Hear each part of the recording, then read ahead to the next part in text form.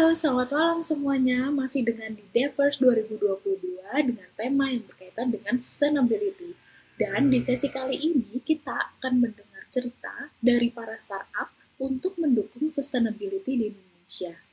Dan tentunya kita akan semakin seru nih sesinya karena hari ini kita akan berkenalan dengan para startup yang memiliki teknologi yang dapat membuat dampak yang berkelanjutan bagi Indonesia, terutama di ekosistem air, pengurangan emisi karbon, dan juga pengolahan sampah. Nah, bersama saya, Amadea Ikan Karisma dari Blok 71 Indonesia, saya akan menyapa teman-teman saya hari ini. Yang pertama, ada Lionda Huwaidi, CEO and Co-Founders of Water Hub Indonesia.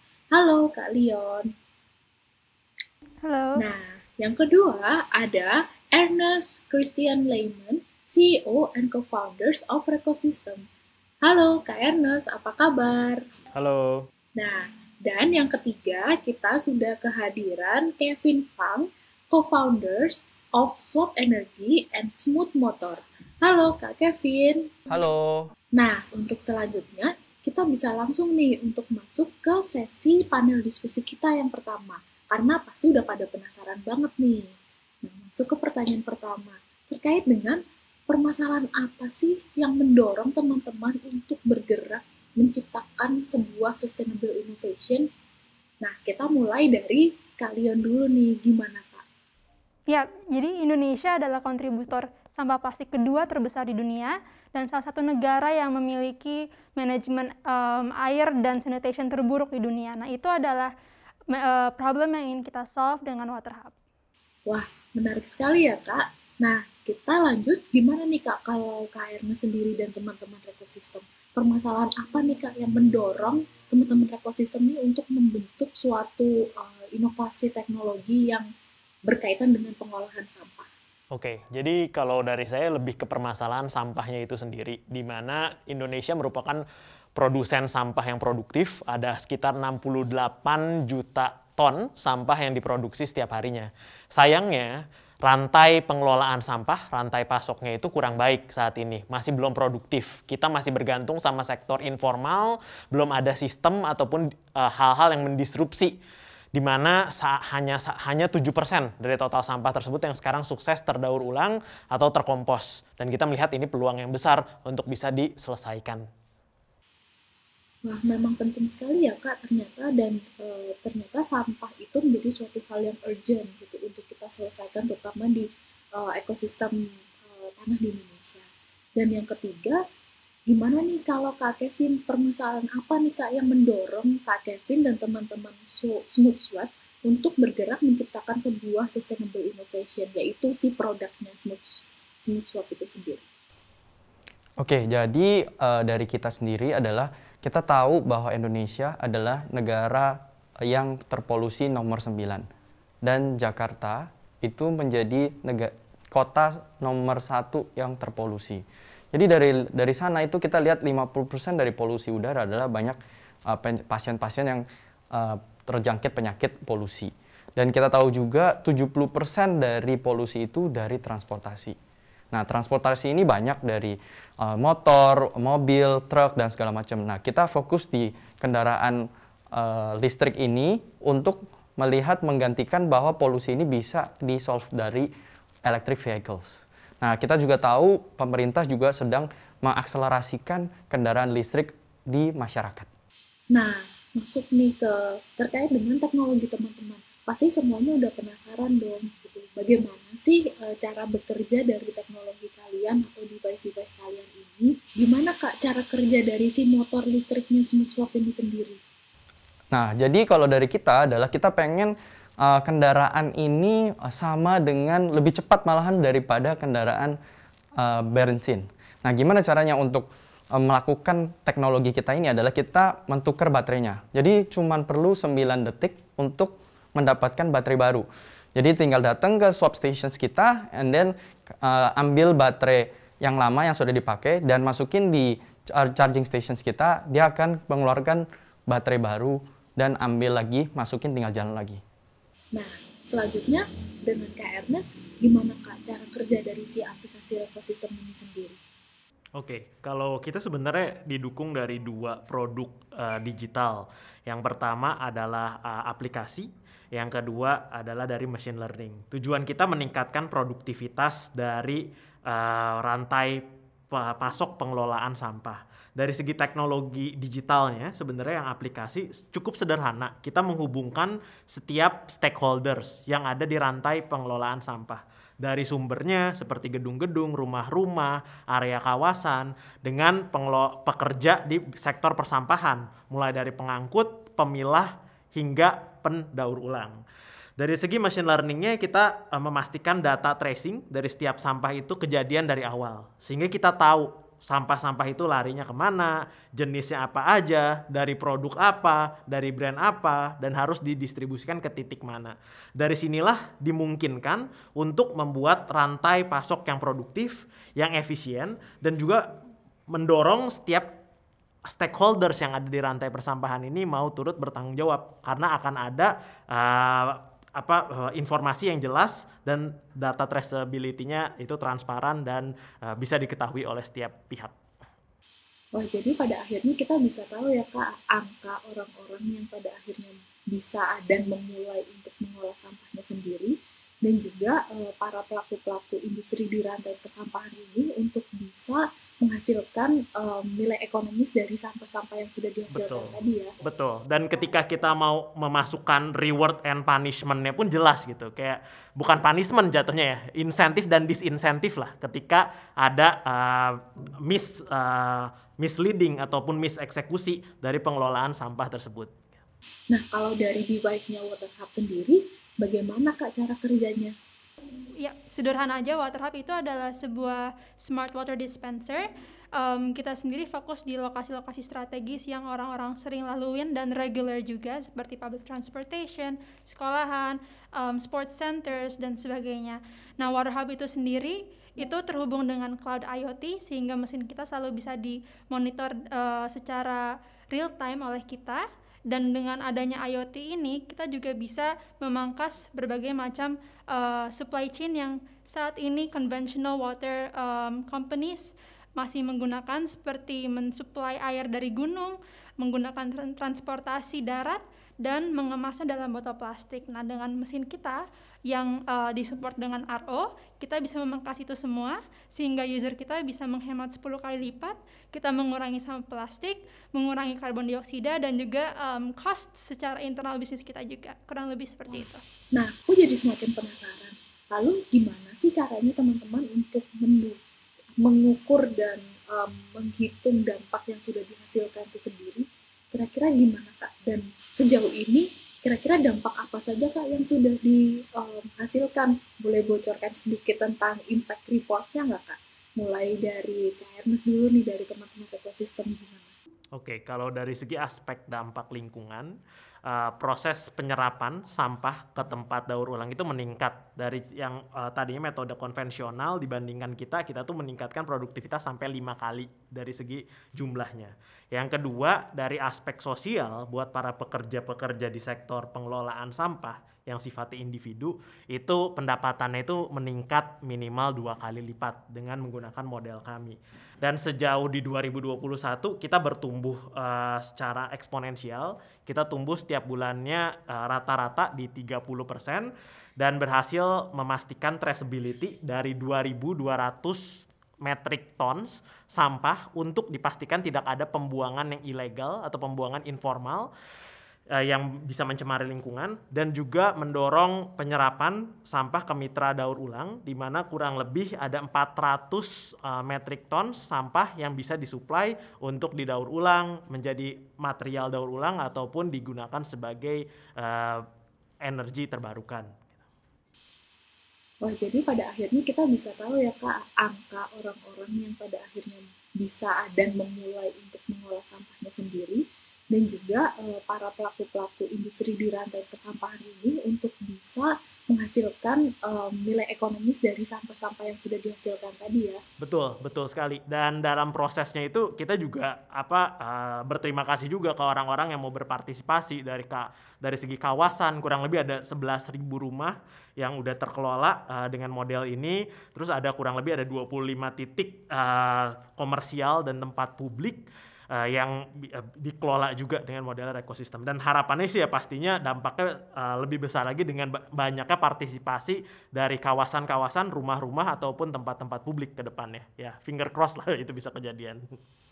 Oke, nah lalu kalau dengan Kak Liong nih, gimana Kak? Ya, jadi real impact monthly dari satu single machine water hub itu sendiri mampu mengurangi sampah plastik sebesar 6.000 botol dalam sebulan, kurang lebih sekitar 1.200 kg karbon dioksida, equivalent to 4.400 kilometers of people driving, dan juga orang-orang bisa berhemat karena yang biasanya mereka bayar Rp5.000 untuk satu botol, mereka bisa hanya bayar 500 perak dengan water hub seperti itu. Oke, wah terus lanjut nih ke Kak Kevin, gimana Kak caranya Kak Kevin menghitung dampak dari teknologi yang sudah diciptakan?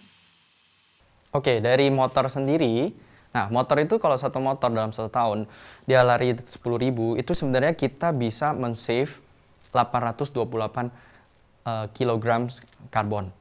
Itu setara dengan kita saving 38 pohon.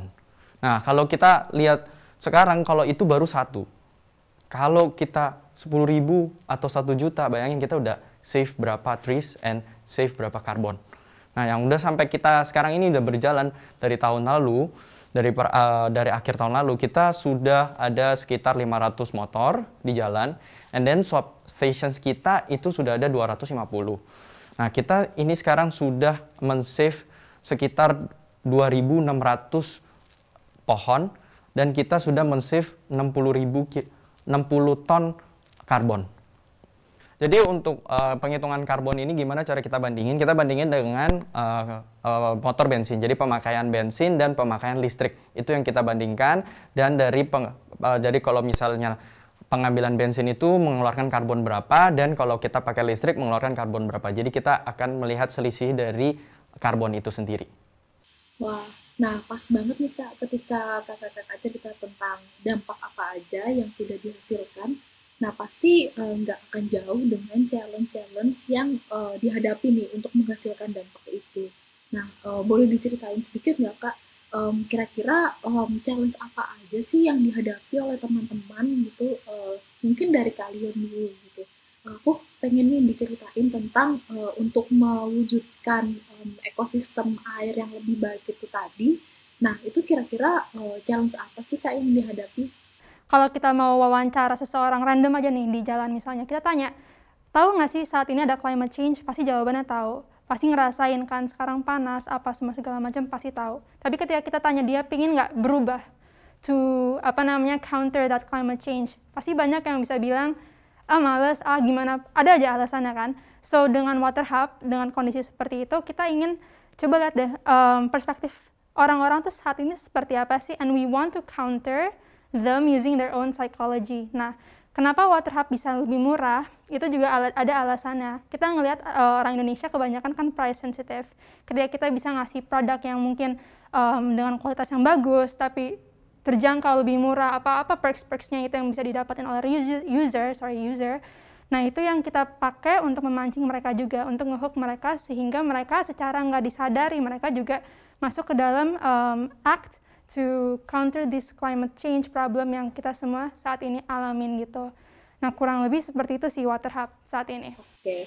Nah, kalau dari Kak Ernest nih Kak dan teman-teman ekosistem, kira-kira challenge apa sih Kak yang sering ditemui gitu, terutama apa sih susahnya gitu ketika untuk mengajak orang memilah sampahnya sendiri? Ya, sebenarnya kalau bisa dibilang ada challenge-nya pasti ada. Ketika kita melakukan suatu disrupsi, pasti akan ada barrier ya, ataupun halangan-halangan untuk bisa menerapkan ini. Contohnya ya kalau dalam ekosistem, pastinya bagaimana nih perubahan pengelolaan sampah yang tadinya tercampur, tidak terpilah, sekarang bisa lebih rapi, terpilah sesuai dengan jenisnya, dan bisa dihubungkan ke tempat-tempat pengolahan yang bisa menerima masing-masing jenis tersebut.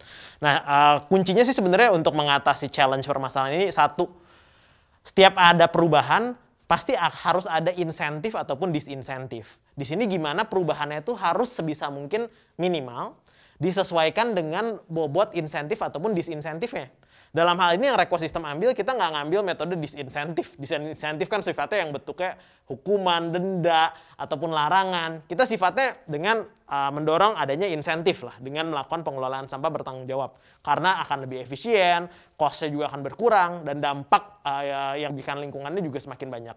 Tapi insentif yang kita bisa berikan juga pastinya sedikit. Kenapa? Karena biaya mengelola sampah, harga-harga material daur ulang juga bisa dibilang kan rendah, banyak maintenance yang harus dilakukan. Sehingga perubahannya pun nggak harus bisa ekstrim. Kalau perubahannya ekstrim, insentifnya pasti harus besar. Kalau insentifnya sedikit, ya perubahannya pun harus minim. Jadi apa yang Rekosistem lakukan, kita memilih. Ketika harus ke user, itu pemilahannya itu cukup sederhana, yang tadinya campur, sekarang yang basah dan yang kering aja dipilah.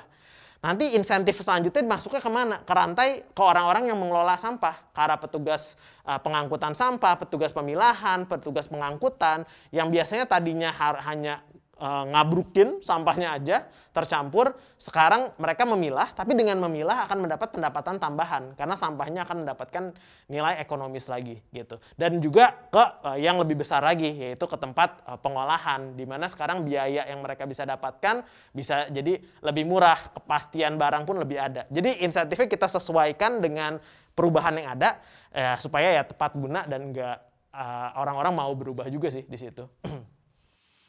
Oke, berarti sama ya, gimana caranya kita bisa menumbuhkan kebiasaan baru gitu ke masyarakat supaya mereka bisa lebih sadar akan sampah yang sudah mereka konsumsi, dan untuk bagaimana cara mereka untuk dapat memilah-milah sampahnya secara mandiri ya. Betul. Dan khusus untuk yang bagian rumah tangga, karena perubahannya itu sangat minimal, jadi mau ngelakuin tuh nggak berat. Saya selalu pakai perumpamaan gini, ketika mengajak orang melakukan pola hidup yang lebih baik kan, nggak bisa instan gitu. Sama halnya ketika kita mau rajin olahraga nih, rutin lari. Nggak mungkin lari itu kita langsung full maraton. Pasti mulai dulu dari jogging santai, 1 kilo, 5 kilo, 10 kilo, dan sebagainya. Sama halnya ketika kita mau ngajak. Kalau yang diajak tuh ya selevel kayak jogging santai, ibaratnya kalau berolahraga, ya mereka pun pasti akan semakin banyak yang mau tingkat partisipasi. Baru setelah itu ya diedukasi lagi, ada mungkin insentif-insentif tambahan lagi yang bisa kita explore nanti ke depannya, yang bisa meningkatkan lah level partisipasinya gitu. Yang tadi pemilahan sederhana, jadi milah mungkin yang lebih detail atau ikut aktif juga di bidang ini. Oke. Nah, sedangkan kalau Kak Kevin gimana, Kak? Oke, jadi kalau challenges-nya sebenarnya dari sekarang ini kita motor listrik itu sebenarnya sudah mostly bisa dibilang 8 tahun lah. 8 tahun di Indonesia. Motor listrik atau sepeda listrik. Tapi kenapa sih orang-orang tetap nggak mau pakai? Karena dia berpikir bahwa motor listrik itu yang sekarang yang sudah ada adalah itu cuman jarak pendek. Jadi kita bilang motor komplek lah.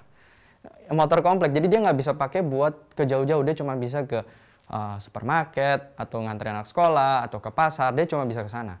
Dan waktu kita lihat dari jarak pendek, dan kita juga tahu ngecasnya lama banget. Dia sekali ngecas bisa mungkin 5-6 jam. Terus setelah itu mau ngecas di mana? Orang-orang akan bingung, oh mau ngecas di mana nih? Apakah saya pergi ke satu tempat terus di sana boleh colok? Itu juga masih belum tahu. Dan yang keempat adalah dia juga bingung kalau dia mau jaraknya lebih panjang, dia akan harus beli baterai lagi. Jadi dia 2 batteries. Baru bisa jaraknya misalnya satu baterai itu 50 kilo, dia beli baterai lagi jadi 100 kilo. Tapi itu jadi nambah harganya lagi. Dan juga harga motor listrik sendiri itu nggak murah, nggak lebih murah daripada motor biasa. Jadi kita mau bikin itu bahwa motor ini bisa dibeli dan tidak perlu pikirin lagi kalau baterainya rusak. Karena motor listrik itu dalam waktu 2 tahun sampai 3 tahun, baterai akan rusak. Seperti kita beli handphone, setelah 2 tahun sampai 3 tahun, baterainya drop lah. Kita bilangnya baterainya drop. Nah, dia akan harus beli lagi. Dan kebiasaan ini yang di Indonesia kita nggak bisa. Suruh ngecasnya lama dan harus ganti baterai lagi. Makanya kita make this idea, itu adalah swap battery. Jadi kita bantu mereka untuk nggak usah ngecas lagi. Jadi kamu tinggal pergi ke stasiun terdekat dan dia tinggal swap battery dan baterainya kita garansi. Jadi dia nggak perlu takut 2 tahun atau 3 tahun lagi dia harus ganti baterai. Jadi nggak perlu itu. Nah, itu yang menurut kita akan men-solve gimana orang bisa akselerasi pindah dari motor biasa akan melirik ke motor listrik. Nah, kalau Kak Kevin, challenge-nya dari sisi infrastrukturnya sendiri ya Kak ya, dan dengan adanya swap motor itu sendiri yang di-charge dan tinggal ngambil kurang lebih 9-10 detik hingga pada akhirnya itu bisa mempermudah orang untuk mobilisasi menggunakan kendaraan listrik. Yes, benar sekali. Karena problem saya di situ, orang siapa yang mau tunggu 5-7 jam, apalagi abang Gojek ya, kita bilang abang Gojek atau abang Grab, dia harus, waktu adalah uang buat dia. Jadi kita mau save waktunya dia hanya 9 detik dia tukar langsung jalan lagi. Dan dia bisa tempuh mau 1 hari 200 kilo, mau 1 hari 300 kilo, dia tinggal tukar langsung jalan lagi, tukar jalan lagi. Nah terus lanjut Kak, terkait dengan dari dampak yang sudah dihasilkan teman-teman gitu kan, aku percaya dengan kekuatan kolaborasi gitu. Nah mungkin bisa diceritakan sedikit nggak sih terkait dengan pengalaman kolaborasi kalian gitu yang pernah kalian lakukan dengan corporate dan startup untuk mempercepat tercapainya sustainability di Indonesia. Kalau dari Kak Ernest dulu gimana Kak? Oke, kalau dari segi kolaborasi, pastinya dengan perusahaan pengelolaan sampah. Salah satunya contoh kita ada program di Surabaya, di sana kita bekerja sama gimana caranya proses pengangkutan, pemilahan, hingga pengolahan sampahnya itu bisa berjalan dengan efisien.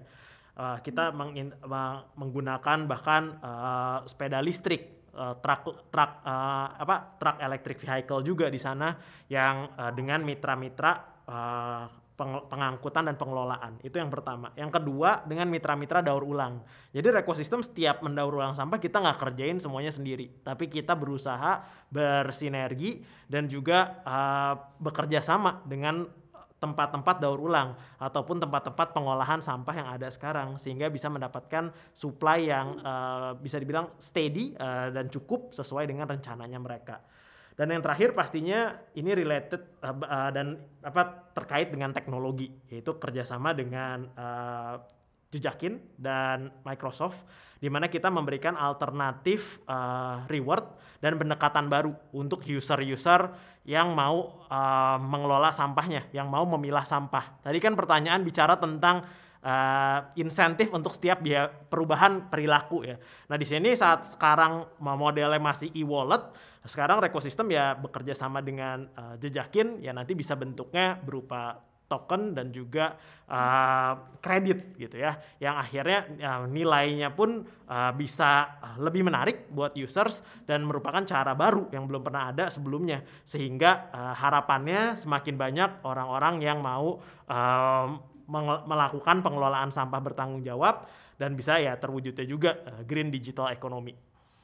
Wah, menarik sekali. Berarti kolaborasi ini juga bukan cuma antara corporate dan startup aja ya, tapi dengan para pelaku di rantai persampahan itu juga ya.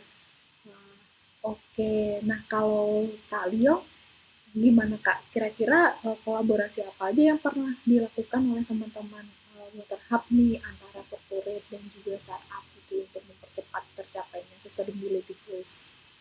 Karena permasalahan permasalahan climate change ini cukup besar, air juga besar, kita sendiri nggak mungkin solve the problem, kan problem itu sendiri harus di-solve secara kolektif, dan Water Hub pun sudah berkolaborasi dengan sekolah-sekolahan, karena sekolah-sekolahan juga memiliki green program yang dimana mereka ingin mengurangi sampah plastik, tapi permasalahannya adalah mereka tidak punya anggaran untuk menyediakan air untuk siswanya, sedangkan siswa kan harus minum dan mereka nggak dibolehin beli dalam botol kemasan. Nah itu problem juga. Nah dengan adanya Water Hub kita bisa menyediakan air minum tanpa perlu mengeluarkan anggaran bagi sekolah, tapi siswa pun bisa mengurangi sampah plastik yang mereka hasilkan gitu kan. Untuk korporat pun juga sama, karena mereka juga ingin memiliki fasilitas yang eco-friendly, mengurangi sampah plastik dan sebagainya. Dan itu juga kenapa alasan kita ingin berkolaborasi dengan Jejakin, sehingga kita secara bersama-sama, secara kolektif menyelesaikan masalah sampah plastik, air secara bersama-sama seperti itu. Oke, menarik. Nah, terus kalau Kak Kevin gimana Kak? Boleh sedikit diceritakan Kak terkait dengan kolaborasi yang pernah dilakukan antara Smooth Swap gitu dengan corporate atau startup gitu untuk mempercepat pengurangan emisi karbon di Indonesia? Oke, jadi kalau dari kita mulai dari logistik company, kita mulai dari sana untuk semua pakai motor listrik untuk pengiriman barangnya, karena dia mungkin yang paling banyak pemakaian ya, sama ojek online, itu dua itu kita approach dua, dan satu lagi itu kita approach dengan kerjasama bareng dengan Jejakin, yang partner dengan Microsoft untuk bikin Green Digital Economy. Nah, Green Digital Economy ini bisa banyak macam. Jadi kita mau dari motor kita ini, dia karbon kredit bisa ditukar ke mana aja lewat Jejakin. Semoga bisa menambah wawasan untuk memakai motor listrik dan ngerti tentang Green Digital Economy. Oke, wah menarik sekali ya Kak, hingga pada akhirnya dari kolaborasi itu gitu menjadi suatu bentuk partnership yang berkelanjutan gitu ya Kak ya, apalagi antar sektor corporate dan juga pelaku-pelaku startup ini sendiri. Jadi kita nggak jalan sendirian gitu, tapi saling bahu-membahu gitu untuk mewujudkan pengurangan emisi karbon di Indonesia ya. Yes, benar. Jadi mungkin nanti di Jejakin waktu dia hitung karbon, dia akan bantu bisa banyak macam ya ke sana. Gitu, dari karbon kredit, tuker untuk yang lain, bisa untuk banyak macam sih di Jejakin. Menurut teman-teman gitu, langkah konkret apa sih yang harus kita lakukan gitu untuk mempercepat tercapainya Indonesia yang lebih sustainable gitu? Oke, kalau dari kita sendiri, kita sebenarnya bisnis kita ini bukan buat, aku bisa bilang bukan buat sekarang, tapi juga buat masa depan. Ini buat anak cucu kita yang nantinya kalau kita lanjutkan kayak gini terus, itu akan efek ke semuanya. Jadi dari kita pengen semua anak muda itu menjadi trendsetter untuk naik motor listrik.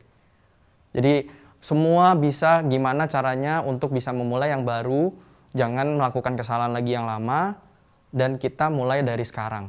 Benar banget Kak, berarti kita emang harus melakukan langkah-langkah konkret itu secepat mungkin dan sedini mungkin ya Kak ya? Yes, benar. Nggak bisa tunggu besok lagi. Oke, nah kalau dengan Kak Ernest gimana Kak? Oke, mungkin tadi udah sempat disampaikan juga bahwa yang pertama kuncinya pastinya kolaborasi. Gimana bicara semangat sustainability, memang dalam sustainability itu salah satu yang menjadi unik adalah mengedepankan kolaborasi dibandingkan kompetisi. Di mana permasalahan yang berkaitan dengan sustainability atau keberlanjutan ini permasalahan yang besar, tapi perlu diselesaikan dengan cepat. Karena kita beruber dengan waktu nih, dengan climate change, dengan meningkatnya rata-rata suhu bumi ini yang perlu kita tahan jangan naik lebih dari 1,5 derajat Celcius. Sehingga kecepatan ini perlu dibarengi dengan kolaborasi dengan masing-masing perusahaan, organisasi, ataupun pemain di bidang ini yang expert di bidangnya masing-masing. Dan bicara permasalahan sampah, ini adalah permasalahan yang bukan hal baru gitu. Pemerintah juga memiliki target dan rencana strategis gitu. Tapi ya kita nggak mungkin harus hanya menggantungkan ini ke pemerintah.